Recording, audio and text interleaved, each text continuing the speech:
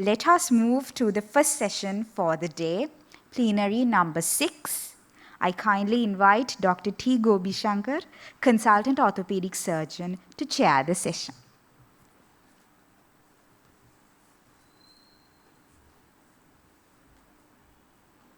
Very good morning.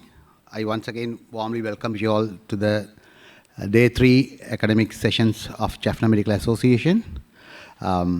We are bombarded with knowledge, facts, and further interesting stories and some case scenarios. Adding more to that, I warmly welcome Dr. M. Aravinthan. Without his presence, there is no sessions in Jaffna, I think, for last few years, because he encroached into everybody's field, endocrinologist. I warmly welcome Dr. Aravinthan. He is a consultant endocrinologist at Ashur Teaching Hospital, Jaffna. He is a product of this place where we are sitting at the moment. Jaffna faculty obtained MD from University of Colombo in 2012. He has published many local and international articles. He has special interest in diabetes, obesity, and polycystic ovarian syndrome, but he's going out of his interest today, encroaching another area, the bone health. So may I invite Dr. Aravinthan to start the day. Over to you, Aravinthan. Very good morning to all of you. First of all, I would like to thank the chairperson and the Jaffna Medical Association for inviting me to deliver this lecture on bone health. So bone health today, I would like to talk something about vitamin D deficiency and related to bone health. Here in this diagram, you can see the vitamin D is not only important for bone health, it's very important for all the parts of the body. You can see here, if somebody present with lethargy, sleepiness, or poor memory, poor concentration, and bone issues, even digestive issues, think about vitamin D deficiency. So it's a common presentation. So if you see a female with bone pain, low mood, feeling tired, frequent cough and cold, aching muscles, think about vitamin D deficiency. So nowadays you can see the COVID-19 pandemic also, a lot of research is going on, and a lot of severely affected COVID patients and ICU admissions, mainly in vitamin D deficient patients. Even one of the recent UK trial clearly mentioned that. So you all know we celebrate days for everything: Diabetes Day, Women's Day, and Children's Day, Valentine's Day. So anybody know when we celebrate Osteoporosis Day, World Osteoporosis Day? So a lot of eminent people here.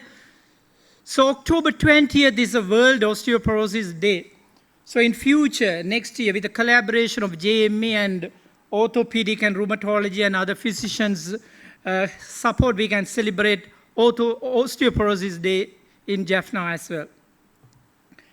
Here in this world map, you can see the pattern of vitamin D deficiency and insufficiency. The dark red color area, the Middle East, you know the reason, very severely affected vitamin D deficiency. Pregnant ladies around 100%, 90 to 100% with severe vitamin D deficiency. In Asia, South Asia, like India and Sri Lanka, you can see in this map, around 80 to 100% of the pregnant female and others affected with vitamin D deficiency. So why vitamin D is important for bone health? Low vitamin D affects the absorption of calcium through various mechanisms. So finally what will happen? Bone demineralization and leads to osteoporosis and finally end up with fracture. So this is the complicated pathway of vitamin D absorption in our body. So the main source is sunlight and diet also some diets. And the organs involved in liver and kidneys and intestine. And so if anything happen in this pathway, it can affect the bone mineralization. So what about the current data of vitamin D deficiency in Sri Lanka? This is one of the recent articles published in Sri Lanka Journal of Diabetes, Endocrinology and Metabolism. Prevalence of vitamin D deficiency or insufficiency and its metabolic association in an urban setting. This is a Colombo-based study. So the study's discussion part mainly focus, they have expected vitamin D deficiency in this study, and the results also like that high prevalence among young people need early attention to avoid future poor bone health outcome. And they have compared ethnicity in that study, and the more Muslim ethnicity shows high rate of vitamin D deficiency, you know the reasons.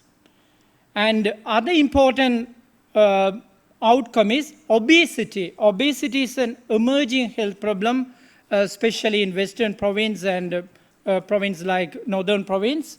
And obesity, there's a correlation between vitamin D deficiency and development of diabetes. So they have concluded in the study, vitamin D deficiency and insufficiency and other metabolic problems highly prevalent in this population, the Colombo Urban Study. And they have recommended we need to address this event or these results to prevent bone-related issues in future. So this is one of the important study published in Endocrine Abstract in 2021, vitamin D deficiency and associated factors and possible adverse outcome in a tertiary care center in Sri Lanka, that's NHSL. And they have analyzed the group of patients and found majority of patients, they are visiting the NHSL for these bone-related issues. They have vitamin D deficiency or severely insufficient state. The main reason is the skin color. So we may think we are living in a tropical country, but our skin is pigmented skin and poor absorption of vitamin D. And poor exposure to sunlight and cultural beliefs. These are the main reasons for this severe vitamin D deficiency. So the health ministry, they have published this notice. 50% of the children in Sri Lanka suffers from vitamin D deficiency. Around 50% of the kids. So this is one of the articles published in BMC Pediatric, and prevalence of vitamin D deficiency among children very common, and they have concluded vitamin D deficiency was significantly high in Sri Lankan children with obesity and showed significant negative correlation with insulin resistance and adiposity. So in another study, they have compared vitamin D deficiency among school-going children, 10 to 18 years. That also same result. Vitamin D deficiency or insufficiency very common in this school-going age group. So then we'll move to our topic.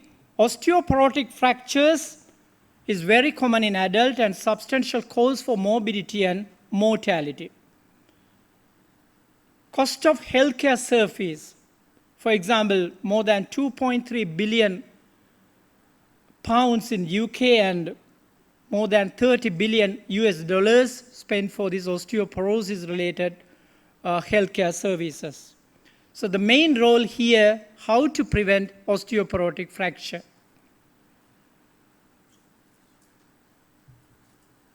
So the peak bone mass is very important to prevent osteoporotic fractures. Genetic factors are the main role to develop bone mineral density. Around 50 to 85%, the main reason is genetic factors, and there are a role for environmental factors to develop adequate bone mineral density. One of the main factors is vitamin D level.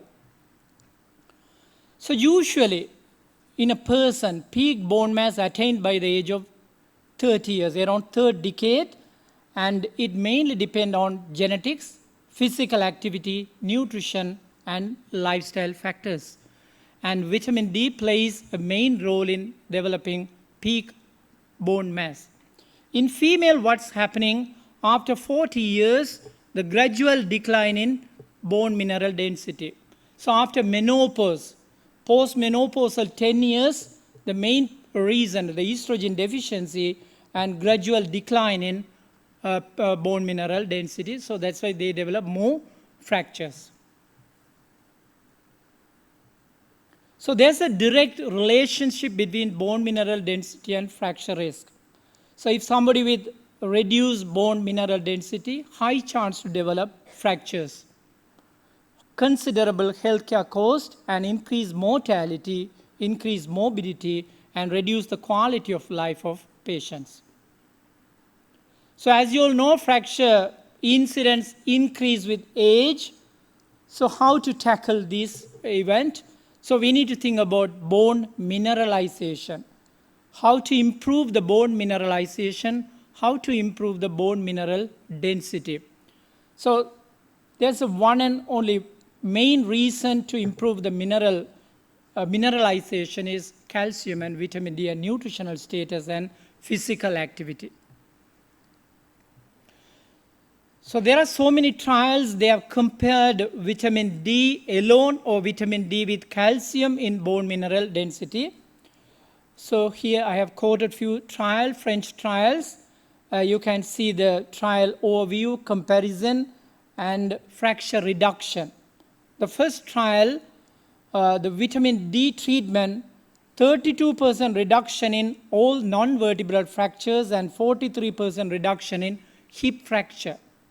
So second study also like the 24% reduction in non-vertebral fractures and 29% reduction in hip fracture. So this is a significant result. So just a vitamin D treatment to prevent osteoporotic fractures. So there are so many cross-sectional studies compare the vitamin D level and vitamin D status and bone mineral density. One of the recent study main age group is middle-aged female and clearly mentioned the vitamin D status is important to keep the bone mineral density and to prevent fractures. And whenever the vitamin D level is high or upper normal, the chance to develop fracture risk is low compared to normal or low vitamin D level.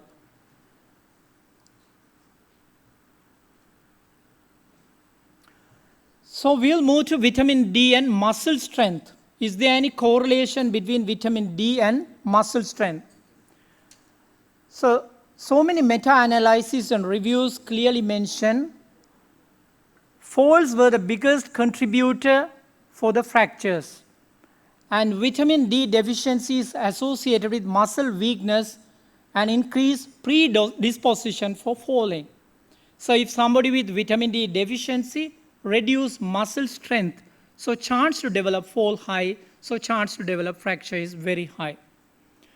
How vitamin D work to improve muscle strength?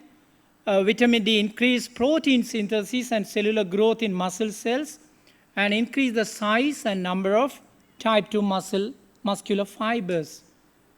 So it reduces the risk to develop falls and reduce the chance to develop fractures. So if any patient come with muscle pain, muscle aching pain, or if any female complains severe body pain, don't just ignore and say this is related to age. So most of the time they may have vitamin D deficiency because osteoporosis per se itself, it won't cause fracture, it won't cause pain unless any compression or fracture. So any female, especially elderly female with severe bone pain, or any young female or any patient with pain, think about vitamin D deficiency. So there are large-scale trials compare the vitamin D treatment and prevention of fall, and they have compared vitamin D alone or vitamin D with calcium.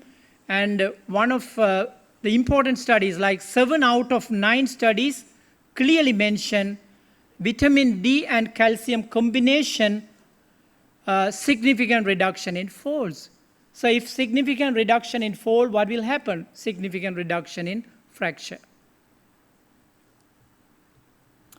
So what we learn, what we need to know about vitamin D and bone health. insufficient intake of vitamin D or insufficient sun exposure can lead to rickets and osteomalacia and increase bone metabolism and enhance fracture risk. So how to supplement vitamin D? So we need to at least supplement vitamin D for high-risk patient, elderly patient, institutionalized patient to prevent fracture, because the healthcare cost for fracture management is very high. So the prevention part we need to think at this point. So this is the one we need to think. Elderly patient, inadequate vitamin D status, increase fracture risk. So we need to break this cycle. How to motivate, how to engage, how to get adequate vitamin D status in our body to prevent inadequate vitamin D status, and inadequate vitamin D status, inevitably it can cause increased fracture risk. And it's a great economic and social challenge over the coming decades. So how to prevent fractures in a normal person? So most of the studies recommended vitamin D 800 international unit per day. It's sufficient with adequate calcium replacement. But there are no studies to compare the higher benefit. So some people say you can try 1,000 or 2,000. So we need to do a large scale studies in future.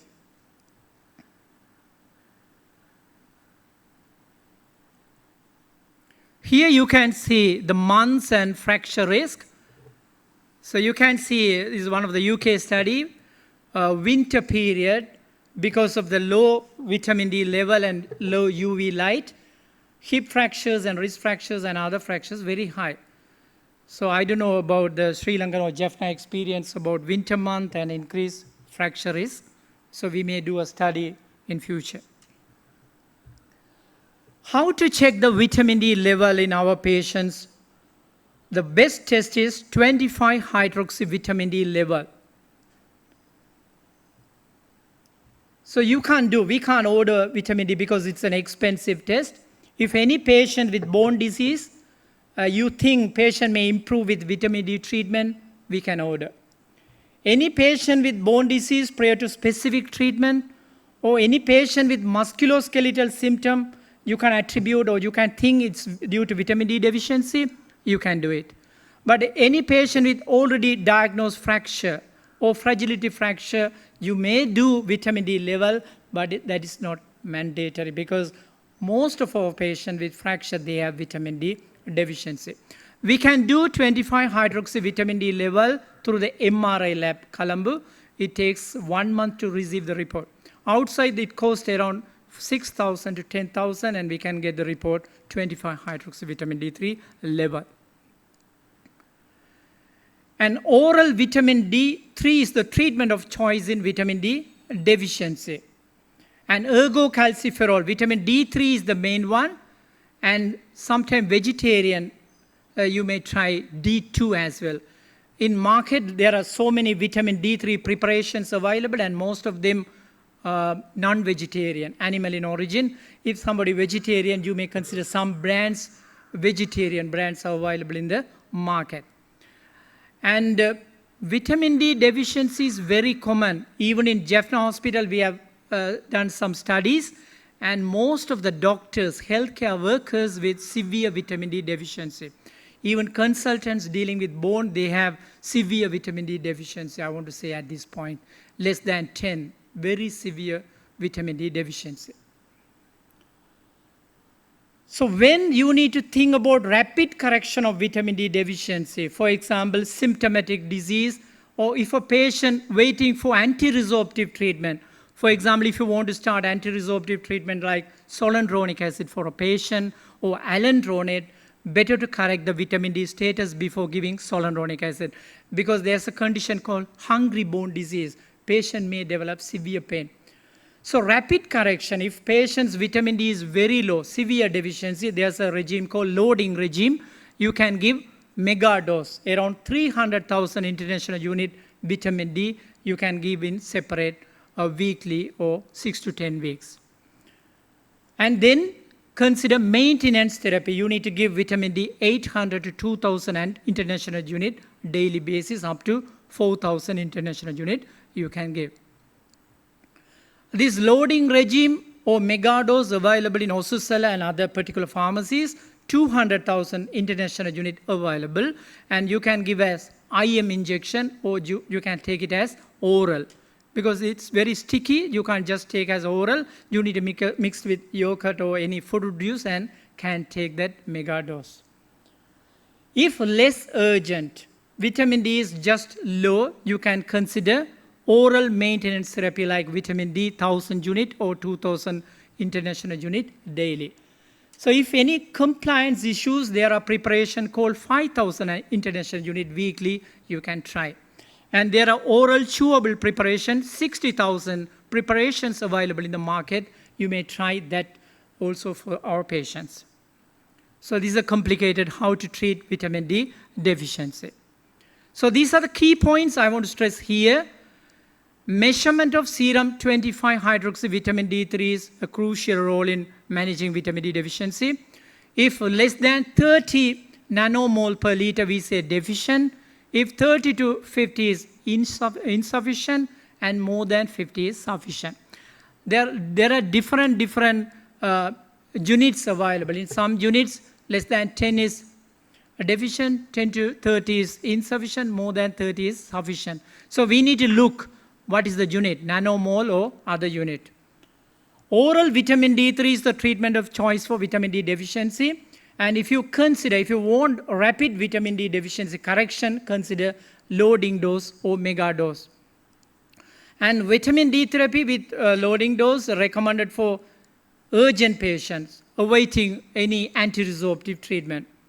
And if you start vitamin D, check calcium after 1 month, because a lot of our patients, they are taking over-the-counter calcium, and we need to prevent hypercalcemia. So don't just start calcium for a patient without checking calcium, because some patients already they may have high calcium level in the blood. So calcium monitoring is very important when you start vitamin D. So this is the pyramid. You can see there are so many patients asymptomatic vitamin D deficiency, some patient asymptomatic with some symptoms, and some patients with severe symptoms, and some patients need urgent treatment for vitamin D deficiency. So a few slides more. So we just discussed about vitamin D and bone health. And there are so many causes for vitamin D deficiency in our body: malabsorption, poor sun exposure, and a lot of drugs can cause vitamin D deficiency. And vitamin D deficiency affect all the parts of our body. So there are so many consultants in the audience. You can see even depression, people with low mood, think about vitamin D deficiency. If somebody comes with body pain, poor libido, can't concentrate in anything, lung disease, untreated cough, think about vitamin D deficiency. And cardiac health, development of myocardial infarction or any cardiac pain, think about vitamin D deficiency. Metabolic syndrome, diabetes, obesity, all correlated with vitamin D deficiency. There are so many autoimmune diseases. One of the reasons is vitamin D deficiency. So think about the vitamin D deficiency in any patient before starting any treatment. So that's why they have mentioned unexpected benefit of vitamin D in health and disease. Because there's a receptor called vitamin D receptor, not only in the bone, it's found in everywhere in the body. So it affects even skin, placenta, pancreas, breast, prostate, and even cancers. There are so many cancers. One of the etiological factors is vitamin D deficiency. There are so many ongoing trials. So here, published in BMJ, you can see other outcome of vitamin D deficiency. We are just focusing about bone disease. Think about autoimmune disease, cancer outcome, cardiovascular outcome, cognitive, metabolic, and pregnancy-related outcome. So I have mentioned in my first slide, around 80 to 90% of the pregnant female are having vitamin D deficiency. And 50% of the school-going children, vitamin D deficiency. How to prevent vitamin D deficiency? In this era, COVID era, you can see, so parents and children engage with sophisticated electronic equipments. We don't allow our children to go out, So vitamin D deficiency is inevitable. How to prevent vitamin D deficiency? Think about your old age, our old age, how we were in our childhood. So this is one of the ways to prevent vitamin D deficiency. So our chairperson is one of the famous sportsmen, and he got colors in the faculty era. And you can see that's a way to prevent vitamin D deficiency and prevent fractures. So the main focus is female. So a lot of young female with low bone mineral density. So we need to address school-going children, our daughters, and how to prevent fracture.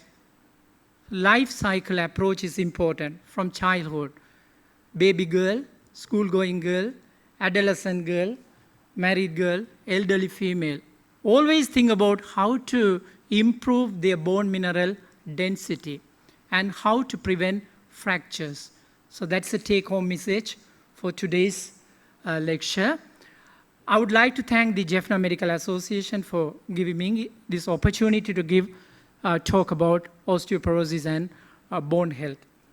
So in future, I would like to say the Jaffna Medical Association, we can think something about prevention of osteoporosis in collaboration with orthopedic and rheumatology unit. We have DEXA machine, and Jaffna Hospital, we have third machine in the Sri Lanka, and our one is the sophisticated latest one. Even in Kandy and Kalabovila, they don't have DEXA machine. So we can utilize that machine, and our chairperson, he has started to do some researches in osteoporosis. Thank you, everyone. Probably more number of claps on the virtual platform, I believe. Definitely an eye-opening for everybody. It's covered, as I told, he's encroaching, not by forcefully, but by his knowledge and his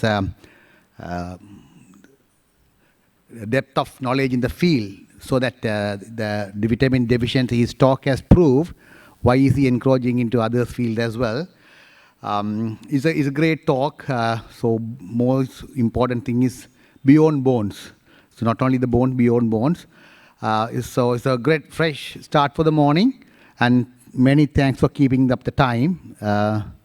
As a few things just to say, and we are planning to have a cycle parade within a week or two, organized by the teaching hospital, to start this break the wings, come out of the COVID. So probably I am expecting more support from JMA as well.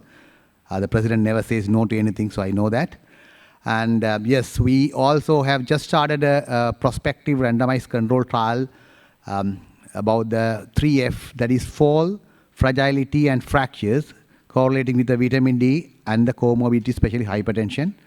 So it's a great talk. I hope that we can present our statistics next time in the JMA. Thank you very much, and looking forward for better sessions further.